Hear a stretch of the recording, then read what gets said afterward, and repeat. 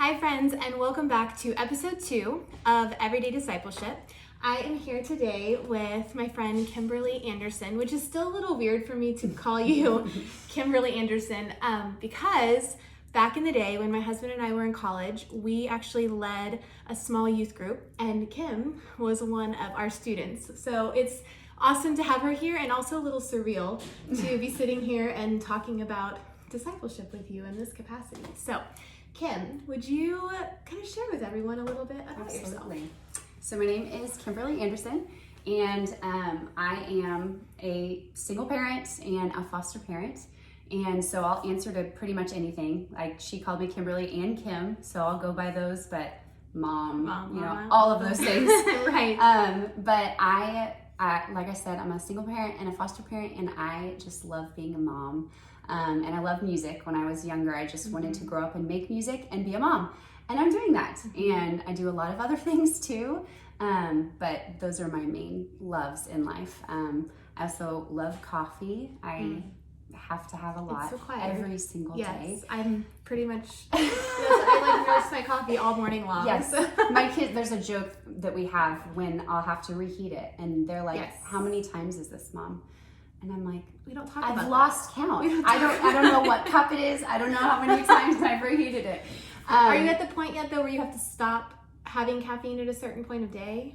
Yes and no. Okay. It depends on like my workload for the day. What do I have to get done? Okay.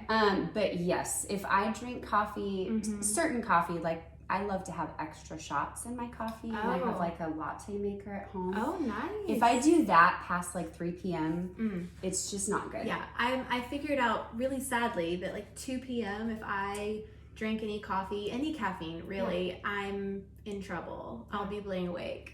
It's 3 rough o'clock in the morning. But sometimes that's the best time to get your thoughts, like be inspired. This is true. Or you can just lay there and be really mad that I'm not a musician in that way. I watch your videos of you, in the middle of the night getting on and play, like writing a song or whatever, and I'm like, yes. Why? I don't have that skill set though. But you're right. Like music has been a passion for you. Oh, absolutely. I was raised in music. My mom was a music teacher, and she was really passionate about music. But I just always kind of had this sense of, I don't know, my identity in music and just how I worship best, honestly, but how I just communicate. And so I kind of developed a love for words and have been told by a lot of people that the way that I communicate is really easy to understand and has a power behind it. So I started writing music about 5 years ago when I went through a lot of stuff. And it's really been a huge outlet for me, but it really mostly just brings me to Jesus and trying to communicate what I've gone through. So as you obviously with kids and you are primary disciple maker in their lives, how does music influence and translate into that with them? Absolutely. That's a great question. So my kids are just completely different, as all children are. I had my son and I knew I was having my daughter, and I thought, I can't wait because I have like mastered this parenting thing. At like every parent, right? And then I had my daughter, and she was completely opposite in every single way. Like you didn't even know it was possible. Right. Yeah. Isn't the boy the one that's supposed to like pee on you when you change your diaper? No, my son never did. My daughter, every single diaper change. Oh my goodness. But that's a feat. Like really that's impressive. She is a force of nature. I love that. Yes. But they're very different in how they communicate and how they show empathy and just how they kind of handle life. And my son is very much like me in the musical aspect. He's got like the voice of an angel, just perfect pitch, oh my goodness, he's just amazing. But he feels music the way that I feel. Yeah. And so I've had to kind of teach him, like I've learned as an adult, that when you feel music that way, you can use it for good or bad. Like if you are in a tough spot and you just want to feel bad and have a pity party, it's really easy to do that with music. It's you can really find the right music for that. Oh yeah, I have playlists, like down days, good days, and I know what to do. Yeah. And so, I mean, there are sometimes obviously where you need to sit in whatever you're going through. Yeah. And so I've had to kind of teach my son that because he's very into NF. It's a Christian rapper. Oh, okay. Yes, it's very intense. Really not with that, but yeah, okay. It's all we listen to ever. Okay. And so he's very into that, but it's very much a very heavy, just genre of how he communicates. And so I have to teach him, you can't always listen to that because I can tell you're already like struggling and you're already in a mental space that is not good. So for you to listen to this song, it's even just how the music sounds, it's not joyful. Yeah. And so that's been interesting to teach him because he just turned 9. And that wasn't something I discovered until I had escaped my marriage and really was trying to get in tune with how am I dealing with things. And so that's been interesting. And my daughter, she's very different. Music doesn't really do much to her. She is the worst singer I have ever heard in my life. Most moms would be like, bless her heart. No, I do say it, but it's like, bless her heart.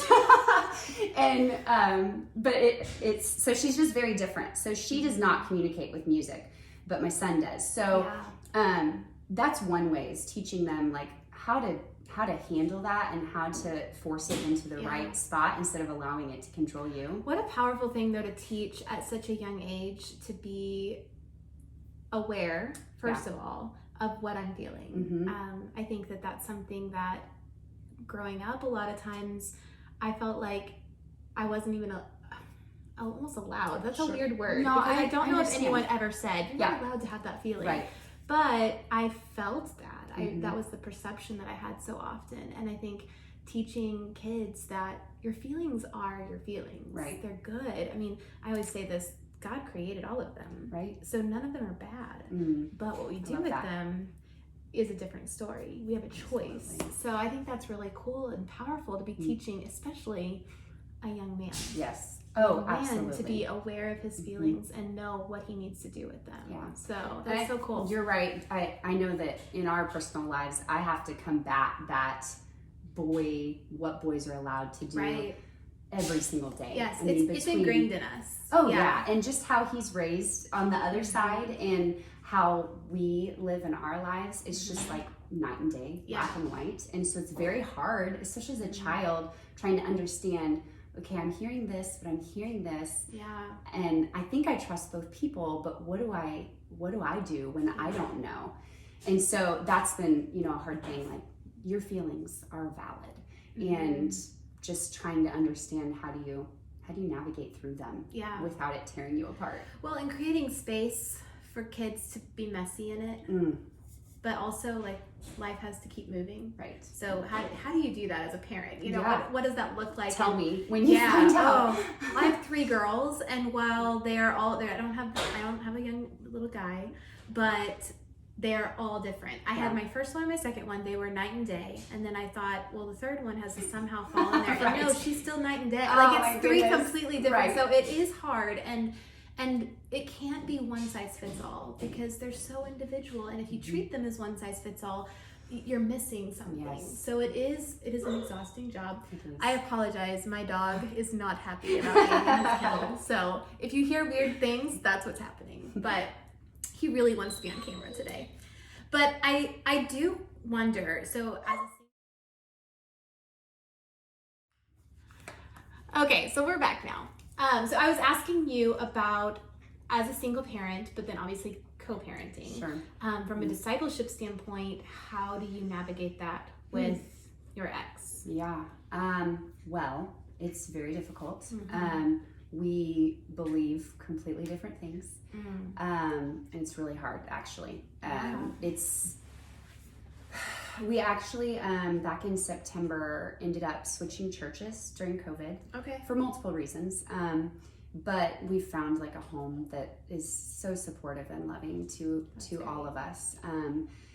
But I desperately needed a church that was instilling truth in my kids every single time they were there.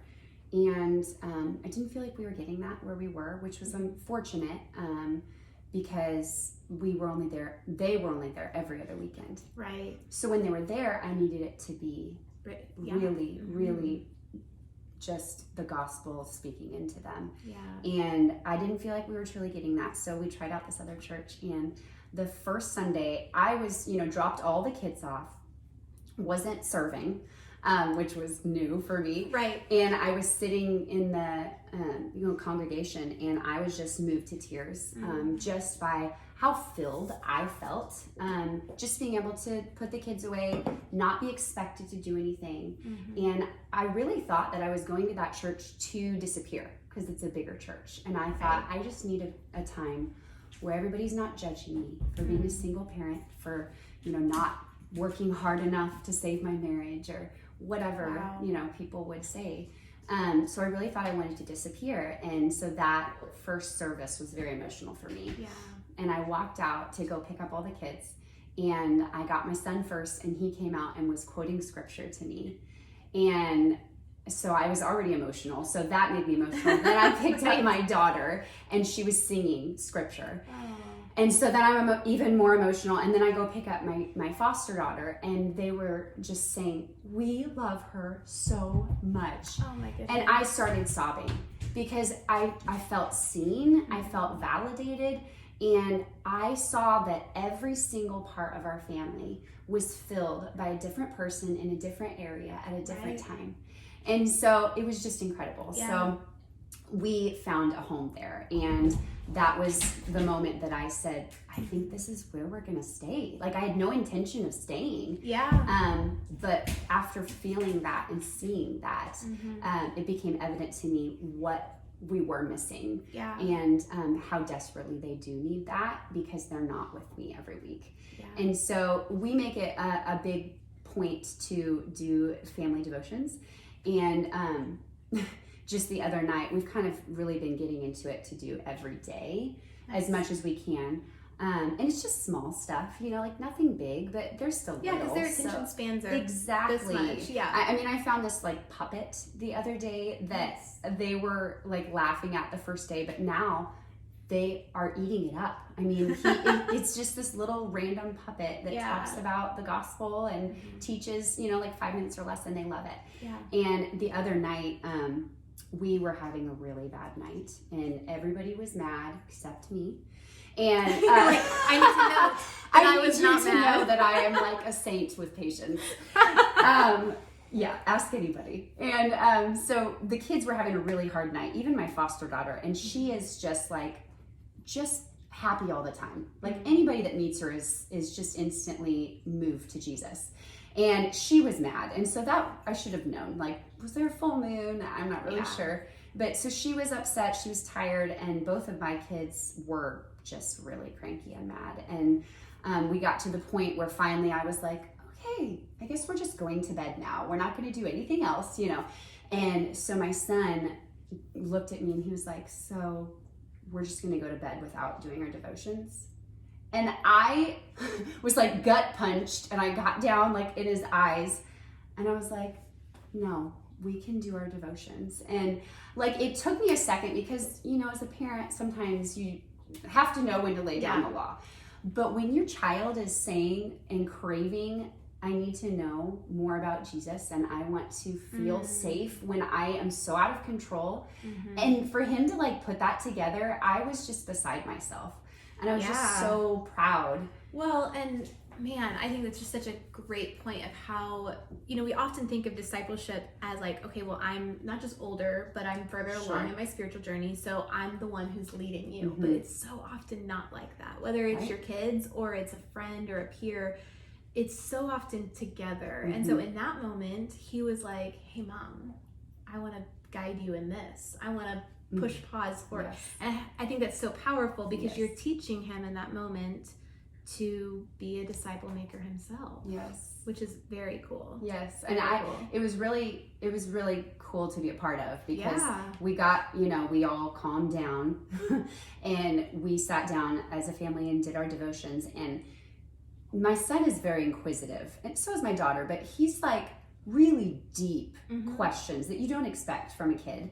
And because he's lived through a lot. And just throughout our time, he was very emotional and very apologetic. I'm so sorry. I don't know why I was doing that. Oh, And at that point it's like, I know, honey, I just wish had you'd those listen moments to too. me. Right, yeah. Why do I do these things? Exactly. Yeah. And so it was just really cool to go from, we're way up here and we're just going to go to bed like this, to, no, we're going to come to Jesus and we are going to pray together and we're going to realize that we all mess up. Powerful. And Man, it's so powerful for all of us though. How many times do we have just in our day-to-day where it's like, okay, this whole day is just kind of a wash, or it's just everything's gone downhill, let's just scrap it, I'll wake up tomorrow and start over. Right. And really in that moment, what the Lord really wants from us is he says, give it to me. Come here, bring it here.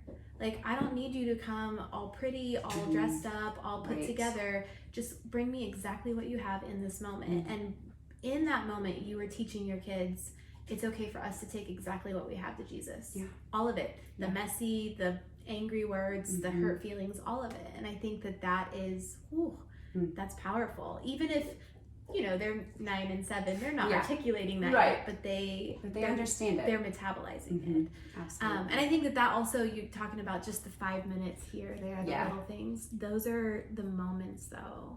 Like, sometimes we get this idea that it has to be this, discipleship is this big planned out study, or I envision books and concordances and commentaries spread across, and that's not what it is. It's the it talks about in Deuteronomy, in your waking and your sleeping, when you're sitting down at the meal table, when you are walking through the park, wherever you're at, you are a disciple maker. And I think that you just saying, like, it's just 5 minutes with a puppet, but it's so meaningful to them. It's having an impact. Absolutely. So that's very, very cool. So tell me, I want to hear, where do you sense the Lord is growing you the most in this season? Yeah, a lot of places. Recently, probably last fall, he was really moving in my heart to show me that I had not forgiven a particular person in my life. And on one end of the spectrum, I thought, I've definitely forgiven them. On the other side, I said, I don't think I can ever forgive them. So it was like this push and pull where sometimes I really did think I had, but then other times I knew I hadn't and I never wanted to. And so God really started working in my heart to say, this is a problem. And it's really causing a lot of bitterness and anger that you don't even really see, but that is coming out. And so I really had to address that with him. And he actually asked me to forgive this person and be the one that took the first step towards healing with this person. And at first I said, no, that's not happening. Why do I always have to be the one, to roll over and be more mature and make the sacrifice? But he kept working on my heart, and I did forgive this person, which was just like, all of the stories where people say, like, I felt shackles come off and this weight, literally, like it was just, I can't even explain the feeling. That burden. And so that was, last fall, and it has opened up such beauty in my life, in my kids' lives, and allowed for a lot of things, but also it's opened my eyes up to more that I need to work on, because that was, the main thing for so long. That was really helping me navigate and filter everything through. But now, since I've forgiven this person, it's really opened up for me to be able to forgive myself. Wow. When you live through abuse, you carry a lot of shame and guilt. And I've always just blamed myself for, I've experienced a lot of abuse in my life, but I've always blamed myself. And so I've held that. And I couldn't start seeing that or begin forgiving myself until I forgave this person. And so it's really difficult. It's not fun. No. And like seeing and hearing all of the things you say to yourself and that you've believed for so long that you hid because you had something else to hide behind. And so I feel like that's just how God works. He breaks something down and he opens our eyes and we see something else, and it's exhausting, but it's renewing. It is. And I think that you had that picture you're saying that you had to forgive in order to see the other things, and so often those things, that one thing can act as a wall or that obstacle, right? And once it's gone, it can be overwhelming, almost like drinking from a fire hydrant. Like, oh my gosh, it just keeps coming and there's so much and I don't even know what to do with it all. But in his goodness, he also has never said you have to do this on your own. Right, absolutely. And so that is such a beautiful picture of, I had to take that first step to say yes. But now he's faithful to keep walking me through the rest of it. And that the healing process, you know, and we talk about physical healing and we talk about emotional, mental healing, but that spiritual healing. Right. We are mind, body, and soul, and we so often ignore that part. The wounds and the trauma that we carry with us. And he's saying, I want to make you whole. I want to make you whole physically, I want to make you whole emotionally, but I also want to make you whole spiritually. Right. So that's amazing. I love to hear that. And I know it's hard. It is. It is also amazing. It's so though. beautiful. And the things you're teaching your kids through that, even if they don't know all of the details of what you're walking through, they'll see it and they'll experience it. So one of my favorite verses I like to use with my kids is the one in 2 Corinthians talking about how we comfort others with the comfort we receive from God. Yes. And, you know, just not ever knowing what's under the surface with other people, and not, you know, expecting certain things from people because we don't know. And so that's something that's huge with me and the kids is, you know what, we're going to go through stuff. And we're all broken. If we're alive, we're broken. But the cool thing is about when you're broken and you heal, you can sense that brokenness from other people.